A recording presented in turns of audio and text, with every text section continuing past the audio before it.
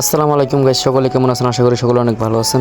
আপনাদের মাঝে আবার নতুন একটি ব্লগ নিয়ে চলে আসছি। তো আসলে আমরা অনেক দিন ধরে প্ল্যান করতেছিলাম যে কোনো জায়গায় ঘুরতে যাওয়া যায় কিনা, আর হঠাৎ ইসমাইল বলে যে আন্দিকোট ঘুরতে যাবে, আর আন্দিকোটের জায়গাটা নাকি অনেক সুন্দর। সেই জন্য আমরা আজকে রওনা দিয়ে দিলাম আন্দিকোটের উদ্দেশ্যে। আর আপনারা দেখতে থাকুন কোন কোন জায়গায় আজকে ঘুরি। আর আমি ওই জায়গায় কোনো সময় যাইনি, আজকে প্রথম যাইতেছি। আর আমার কাছে অনেক ভালো লাগতেছে, কারণ গ্রামের রাস্তা অনেক সুন্দর, গাছগাছালি, এই তো গ্রামের পরিবেশ আর কি। আর এত কথা বলতে বলতে দেখেন আমরা আন্দিকোটি চলে আসলাম। আন্দিকোট আসার পরে গাড়ি থেকে নামলাম, নামার পরে ইসমাইলে গাড়ি ভাড়া দিতেছে।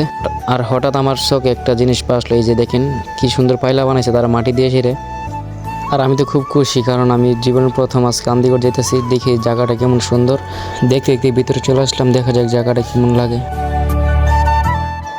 জায়গাটা তো অনেক সুন্দর, কিন্তু আমরা ভুল জায়গায় চলে আসছি, কারণ এই জায়গায় শুধু হিন্দু আর হিন্দু, আর আমরা মুসলিমরা এই জায়গায় ঢুকে পড়ছি। অনেক বড় ভুল হয়ে গেছে। আর দেখেন ইসমাইল আইতে না আইতে মানে ছবি তুলতে হয়ে গেছে, বুঝছেন নি। আর আমার তো এই জায়গাটা একবারে ভালো লাগতেছে না, তাই এই জায়গা থেকে চলে যাবো এখন। এই জায়গায় আর কিছুক্ষণ থাকলে আমার দম মনে হয় বন্ধ হয়ে যেত। তাই দেখেন একটা প্রাকৃতিক সৌন্দর্য জায়গায় আসছি, আর এই জায়গাটা আমার কাছে অনেক ভালো লাগতেছে। এতক্ষণ ছবি তোলার জন্য ইসমাইল পাগল ছিল, আর এখন দেখেন আমার বন্ধু শাহজালাল কি করে।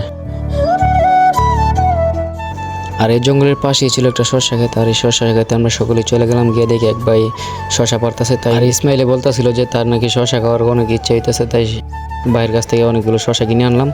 আর দেখেন ইসমাইলে কতগুলো শসা নিল, আর দুইটা কম আনলে কি লইলে। তো ওরা বলতেছিল যে এই জায়গায় আর ভালো লাগতেছে না, এখন নাকি বাড়িতে চলে যাবে। তাই রাস্তার মাঝখানে উঠোর জন্য আমরা দাঁড়িয়ে রইলাম। তো আমরা উঠো পেয়ে গেলাম, আর উঠোতে বসে গেলাম। আর রাস্তার সাইডে দেখি সূর্যমুখী ফুল, আর উঠোর থেকে নেমে আমরা সূর্যমুখী ফুলের বাগানে চলে গেলাম। আর গিয়ে তো ভাই মনটা খারাপ হয়ে গেল, কারণ সবগুলো ফুল পচে গেছে। আর সেই জন্য আমরা এখান থেকে চলে আসছি। এসে হোটেল থেকে কিছু খাওয়া দাওয়া করবো, খাওয়া দাওয়া করে এখন চলে যাবো বাড়িতে। আর আজকের ব্লগটা এই পর্যন্তই। সকলেই ভালো থাকবেন, আল্লাহ হাফেজ। আর নেক্সট ব্লগের জন্য সকলেই ওয়েট করেন, খুব তাড়াতাড়ি আবার একটা ব্লগ নিয়ে আসবো।